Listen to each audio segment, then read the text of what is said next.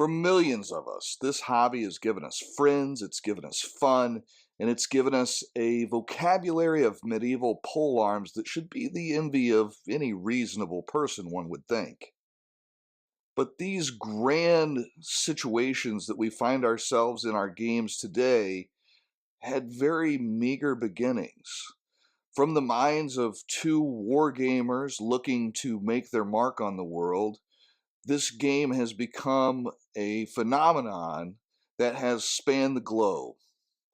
I'm Justin from Books, Bricks, and Boards, and today we're going to be looking at part one of my series, Dave and Gary's Dungeons and Dragons.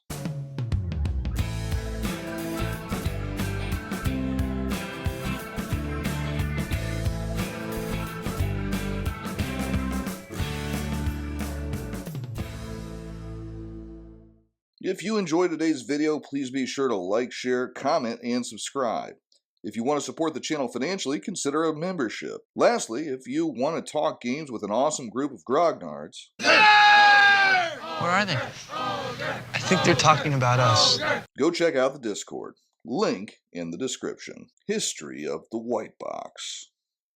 Before we dive in, I want to say that there are some amazing resources to learn about the history of our game, and some of the major influence on my work include, but are not limited to, Empire of Imagination, Gary Gygax and the Birth of Dungeons & Dragons by Michael Whitworth, The Secrets of Blackmoor, The True History of Dungeons & Dragons by the Fellowship of the Thing, Ltd., and When We Were Wizards podcast by Traction Media. There are, of course, many more, but these are all excellent resources. Prior to Dungeons & Dragons' release in 1974, the world had never heard of a role-playing game, and truthfully it wasn't until years later the term role-playing game was created, sometimes attributed to the folks at Flying Buffalo referring to their early D&D competitor, Tunnels and Trolls. Regardless of who created the term, trying to introduce such an innovative concept to consumers was but one of the many challenges in the early creation of the game. A type of game that people were familiar with was wargames, which is where our story starts for the purposes of this video. The wargame hobby has always fostered a very dedicated, if niche, community of enthusiasts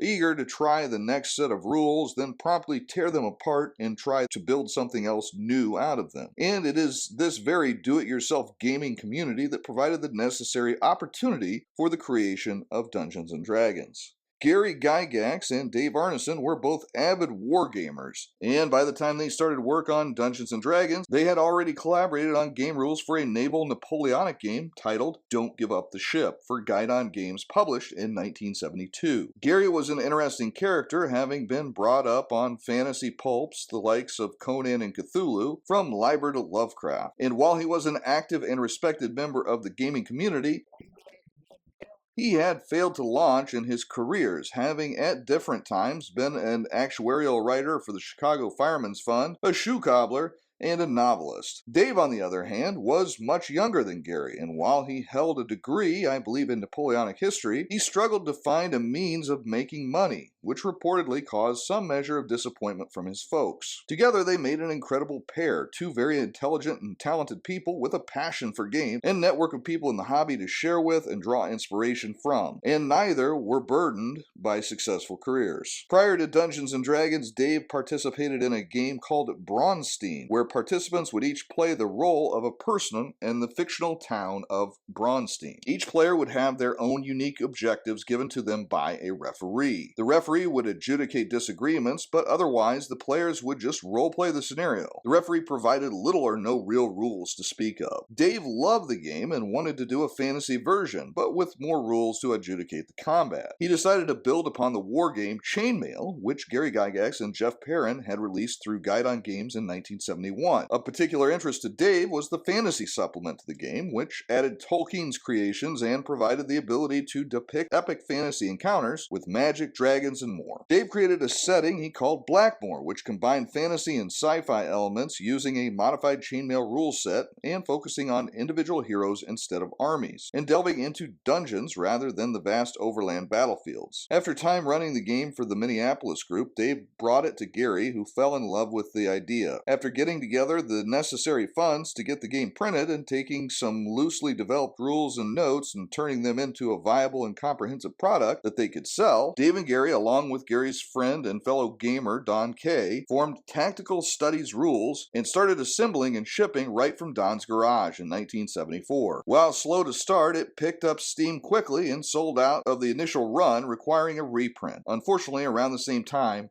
Don Kay suffered a fatal heart attack at only 36 years old, planting the seeds of what would lead to years of conflict for the young TSR. What's in the box? So right up front, apologies, I did not procure an original white box for the video. A little out of my price range, I'm afraid. I am never going to financially recover from this. But if someone wants to give me one, I'd be happy to include it in future videos. No, for today, I will be looking at a combination of my printed binder from the PDFs on DriveThruRPG, as well as the tales from gamers of yore, describing those contents. While it is known as the white box, the earliest copies actually had a faux wood grain box with a white-backed illustration on the front. Later printings would actually be in fully white boxes. Upon opening one, you would find 3 little brown books, Men and Magic, Monsters and Treasure, and The Underworld and Wilderness. Aside from the books, as I understand, you would get a set of dice and a crayon, as well as some reference sheets. The crayon would be to fill in the numbers as the dice were carved but not inked. If any of these details are wrong with the contents, let me know in the comments. Opening the first book, Men and Magic, you would find a book that covered the concept of the game, creation of characters, classes, races, levels, combat, encumbrance, lordships, followers, saving throws, spells, and creation of magical items, all in the space of 35 pamphlet-style pages. This is more mind-blowing when you consider that, while we take them for granted now, nearly every concept above was new to the gaming world. While there are numerous familiar ideas, the differences are very interesting to discover. Classes were limited to the fighting men, magic users, and clerics, each with a different number of levels covered. 8 for the cleric, 9 for the fighting men, and 11 for the magic user. They all used D6 for hit points, but didn't all roll hit points every level. Attributes are the familiar 6, strength, intelligence, wisdom, constitution, dexterity, and charisma. But rather than extensive tables of modifiers, they were primarily used for the determination of XP bonus for prime requisites. Though Constitution did add or subtract hit points, Dex could increase a range to hit, Intelligence allowed extra languages, and Charisma impacted hirelings. That said, impact of attribute mods were small, with Con and Dex capping out at +1 or -1 respectively. This is important to remember when thinking about 3d6 down the line character creation. In the original edition of the game, attributes were not critical to success or failure, as the game was more focused on player decisions. Regarding races, there were 4: men, dwarves, elves, and hobbits. Later changed to halflings due to a challenge from Tolkien's estate. They didn't change attributes, and they further restricted level advancement, with dwarves and hobbits restricted to only fighting men. Elves could pick to be a fighting man or magic user at the beginning of every single session, and they kept what they learned from each, making an odd early version of dual or multi-class rules. Dwarves got to make saving rolls at 4 levels higher from their own, giving them tremendous survivability, while elves and halflings had combat bonuses that referred one back to the chainmail rules. This is an oddity throughout the box,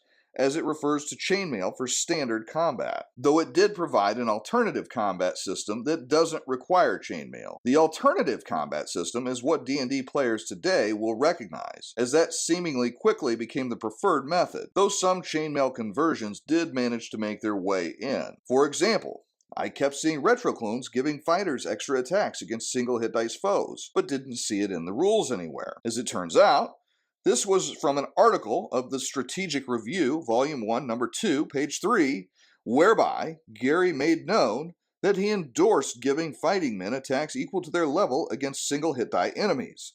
It was official, but not in the box.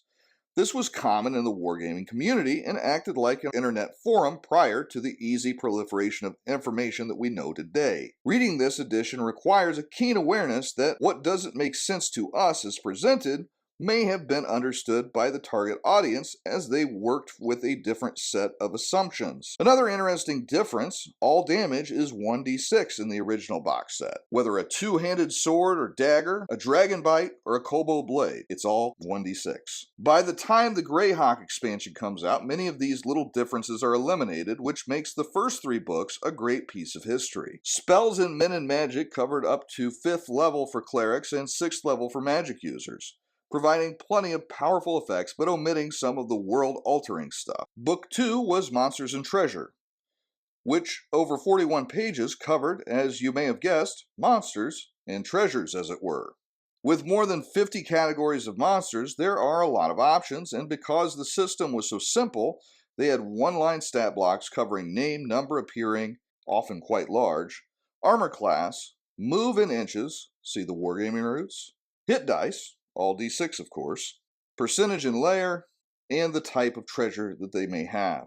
It is mentioned against normal men, monsters get attacks equal to their hit dice, so a 6 hit die troll would get 6 attacks, which makes up for the d6 damage a bit. Following 2 pages of stat blocks, we get 16 pages of details on specific monsters with regards to special rules that they possess. Very curious are dragons, which, unlike every other enemy, don't roll for hit points, but get a set amount per hit die based upon the age, and the same number determines dragon breath damage. There are also rules for subduing dragons, as well as the value of a subdued dragon. It's hard not to get excited at the prospect, though the task is appropriately difficult. The treasure section details all the types you'd expect: potions, wands, scrolls, armor, weapons, and the like. But there are, of course, some key differences. For example, magic sword bonuses are only to hit, it seems, unless the sword has a specific foe, in which case the listed amount applies to damage as well. Other weapons default to plus to hit and damage for magic bonuses. There are several cursed items, which helps account for older players' timidity to grab treasure. There is also a section on ego weapons, restricted to swords, but covering some very fun ways to get your players into trouble. Of particular note, the +3 Warhammer is listed in the prior Min and Magic book as an advantage to playing a dwarf. In here we find out it has a number of additional effects only available to dwarves, including returning when thrown. Clearly the inspiration for the Dwarven Thrower in later editions. Overall, Monsters and Treasure covers a lot and establishes norms that carry through to all later editions of the game. The third book in the box was titled The Underworld and Wilderness Adventures, and was the equivalent to the Dungeon Master's Guide of the edition. In 37 pages, this book covered dungeon design, random encounters, examples of play, wilderness exploration, castle creation, aerial and naval combat, and thoughts upon expanding all of those for your campaign. Looking at this book in a vacuum, it would seem like the least thought out of the 3, covering a lot of ground and jumping between subjects without warning, while also randomly referencing components from the Avalon Hill game Outdoor Survival. It's a lot for modern gamers to absorb from our perspective, but remember, the topics being discussed were the foundation upon which the game is built to this day, and they needed to convey these foreign concepts to an audience that had never considered the details of dungeon design or the concept of wandering monster tables, not to mention a dozen or so other concepts, all within less than 40 pages of pamphlet printed paper. The game was designed to be played with a ratio of 20 players to a single judge, and at least early on, most would not have the benefit of knowing anything about the game or how it was played. The section on castle building in particular was interestingly detailed as compared to the things like the order of the game turn, which is left largely up to the referee. The mention of outdoor survival earlier warrants some explanation. It was a game which included a detailed wilderness hex map with several different biomes providing a variety of terrain. Since TSR couldn't afford to include such a luxury, they pointed players to a viable place to find one, though from all accounts the game itself was not one of Avalon Hill's finest. The important thing about this third book, in my opinion, is that it sets about establishing all the important aspects of dungeon crawling, hex crawling, and domain level play, all while allowing for their do-it-yourself hobbyist customer base to fill in the blanks themselves. I really feel like some of the vagaries of the early game was because the gamers Gary and Dave knew were like them, and they would assume that they'd be homebrewing large swaths, only needing a loose framework to get started. And that is exactly what they were given. The foundations of a game to build upon. Little did they know what it would soon become. Building a hero. For this character creation segment, I am going to be rolling a character from scratch right here on this handy dandy note card.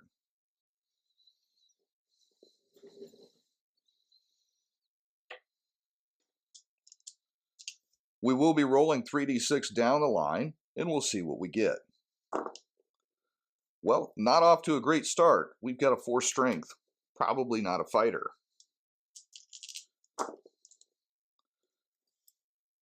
Ten intelligence. And 11 wisdom. Ooh, a 15 constitution. They're going to get a +1 to their hit points. And an 8 dexterity. And a 16 in charisma. Very likable, not very strong, a little on the under average size of dexterity, but very hardy.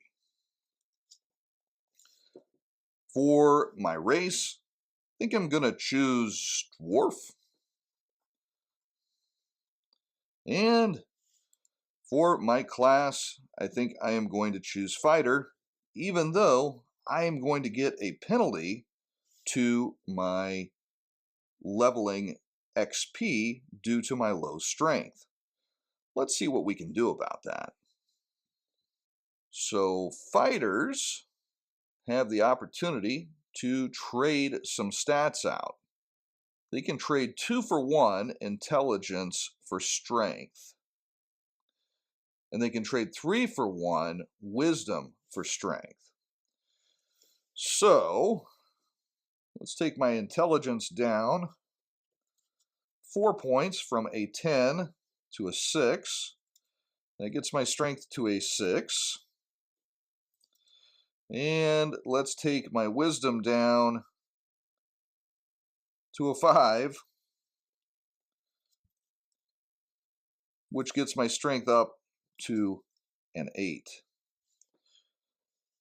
Still not exceptionally strong, but with an 8, I am only getting a -10% instead of -20% to my XP. But as far as mechanically, I'm not getting any penalties or bonuses for combat with my strength anyways, so I'm going to be just as effective with my axe as anyone else. I am a little under average intelligence now, and not very wise. Everything else seems to make sense, except for how many dwarves do you know with a 16 charisma? And that is how simple it is to create a character in the white box. One more thing, I do need to roll for some hit points. So I got a 3. Fighting man get 1 + 1, so that would be 4, and with my constitution bonus due to its 15, I have 5 hit points.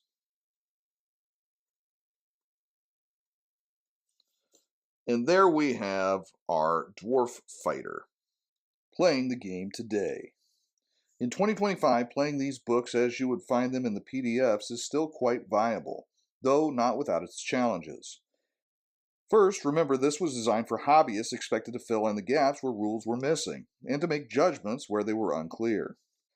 If you want a game that has a mechanic in the box for every situation, this ain't it. What is here can be a lot of fun, and it is usable with virtually any OSR material, though admittedly, heroes will be much less powerful than in subsequent editions, or even after the supplements, so you may need to adjust your encounters a bit to account for that. The second big hurdle is that our frame of reference is very different than for the game's intended audience, which will cause times where your assumption, based on your years or decades even of experience, will mislead you as to the intents of this game. Lastly, we have lost much of the community of builders that tinkered with and loved this addition to both time and other pursuits. Without having as many to ask, how would you handle this in your games back in the 70s? we miss out on part of the community aspect that made the game so incredibly special. This can make for a daunting introduction to the world's first role-playing game. So what is a gamer to do? For me, the answer is Swords and Wizardry White Box. Not core or complete, as they add supplements I will talk about in future videos. Swords and Wizardry White Box provides the closest simulacrum to the original, with mostly original rules intact. It changes the saving rolls, for the better in my opinion, as well as the attack rolls, though they are close. But it keeps the three classes, the focus on choice over attributes, the d6 for all hit dice and damage rolls, and most important, the simplicity. Where it vastly improves is in the teaching aspect, as it is an easy read and will be talking to you as someone not raised in the 1970s wargame scene. It is also incredibly cheap in print for $20 and PDF for $5. If one looks at the groups playing from 1974 to today and considers they can have a better written version of the same rules for $20, that is an incredible value at a time when gaming budgets may be thinning. Good. Get my money's worth. The rules, some dice, and some friends, that is all you need. The good and the bad of the white box. First, the good. Number 1, simplicity. With only 3 classes, 4 races, low levels, d6 for hit damage and hit dice, White Box Dungeons & Dragons is a very simple way to play the game, once you learn how to do it, that is. Given, learning the game from the books as written might be a challenge to new gamers, but like I said, Swords and Wizardry White Box pretty much solves that issue. At the end of the day, once you know how to play, you can play a very long-lasting fantasy campaign that is going to be very satisfying to the players and the DM alike, because you can focus on the story and the gameplay and less on which nuanced, very situation-specific rule you need to know for this or that encounter. Number 2, historical reference. When you think about all of the different foundational aspects of the hobby that were created in this white box product, it is quite amazing. Gary and Dave and Gary, created quite the phenomenon with this game. They took what was the roots of a war game and turned it into a social game. If you've ever played war games, you know that social is not one of their strengths. It can get quite contentious. But in this game, the players are cooperatively working together to try to best the forces of evil. And even the dungeon master is really on their side, even if he can't say so openly. The hobby, as it was founded, came from within these pages, and for that reason, the historical value of this game is phenomenal. Number 3, the price. Like I said before, you can get the white box Swords and Wizardry book for $20, but you can actually get the 3-volume set from the original white box in PDF for $10, which, if you look at the cover of my binder I've created here, was the same price that they charged for it way back in 1974. So the price is right where you want it to be at, especially as when budgets might be getting a little thinner right now. You can get the PDF if you want. You can do like I did, print it off, put it in some sleeves, put it in a binder, and you've got a game that you can play for decades, as has been proven. There are still games of the original white box from the 70s running to this day. That should tell you that this has some major value for your investment.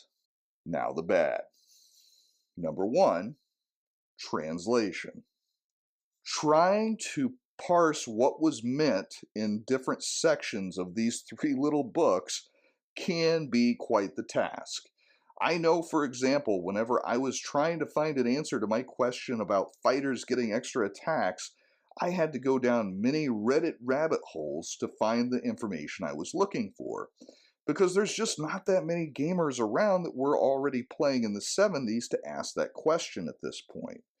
And once I found my answer, it all made sense.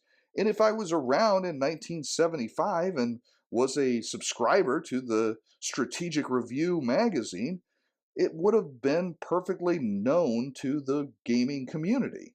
Unfortunately, that's not the case now. We've lost a lot of that. There's going to be different times where you're reading this and you just bang your head against the table trying to figure out what was meant. Once you know what they're trying to get at, it's an easy game. But getting there is a little tough sometimes. Number 2, limited. This game is going to be a real eye-opener for modern gamers because they're used to having several race and class options, probably more than 10 class options and more than 6 or 7 race options. Whenever they have their different splat books added in, they might have 30 or 40 or more races and as many classes. This is not that game. This is simple. This is fighting men, magic users, and clerics. This is humans, elves, dwarves, and halflings, and honestly, they all don't play that much differently than one another. This is not min-maxing. You can have your 18 strength. A lot of good it'll do you. It gives you a little bit of an experience bump. That's it. This game is not meant for somebody that gets an endorphin rush from the things on their character sheet. This game is meant for those that wish to participate in a cooperative storytelling game that has some simple mechanics as a baseline to keep the story moving forward. Number 3, the sales pitch. Looking for gamers to play this with you as it sits could be a challenge. I have found that most gamers do not want to give older systems a try. And I think that is one of the reasons why so many of the retro clones have done quite well. Now, given they've improved layouts and they've cleaned up errata issues, but I think largely it's because gamers don't see them as old. Whenever you try to pitch your group on playing a game that's over 50 years old, it's going to be more difficult to find willing participants. And that is probably the biggest hurdle for playing this edition as it is. Summary. That, my friends, is the white box. You might wonder, where's the thief, or druid, or assassin, or paladin, or ranger, or monk? While they all became part of the original game, they were added through later supplements, as was a heavier focus on attributes, variable hit dice and damage rolls, as well as many of the monsters, spells, and treasures you know and love. But here at the beginning, shipped from Don K's garage, was D&D in its original form. Beautifully simple and endlessly expandable. What gave rise to the massive industry we know today started with the little white box and those 3 little brown books. More than 50 years later, much of the hobby still sits upon the foundation built in this little white box. The white box isn't perfect. It is vague, somewhat disorganized, and limited in scope as compared to modern products. But at the same time, the potential it holds is immeasurable in the right hands, with the right group. Is that you? You will never know until you try it. This is the conclusion of part 1, but with your help, I'd like to cover all the supplements for the original game. If you enjoyed the video, please share with anyone you feel would appreciate this type of content. If I can get 1,000 views in the first 24 hours, I will have a follow-up video next week covering Supplement 1, Greyhawk by Gary Gygax himself. Thanks for watching, and thank you for your help getting the word out. Legendary D20 members. Look at these absolute legends. Keith Simone, Dangar the Mighty, Joke, Blue Rose Lion, and Mike the Hammer. Special thanks to Acine Dean and I Am Not Tim. And special thanks to Dave and Gary for all that you gave to our hobby. Thank you all for your support of this channel. coming soon. If this video and the follow-ups perform well, we may have several videos on this subject coming up, covering Greyhawk, Blackmore, and the rest. Beyond that, when I finish with this series, I have videos planned for Tales of Argosa, Advanced Tiny Dungeon, the Suede Companion series, Against the Dark Master, and probably a solo play in there somewhere. If any of these appeal to you, let me know in the comments. Until next time, this has been Justin from Books, Bricks, and Boards. Good gaming, and God bless.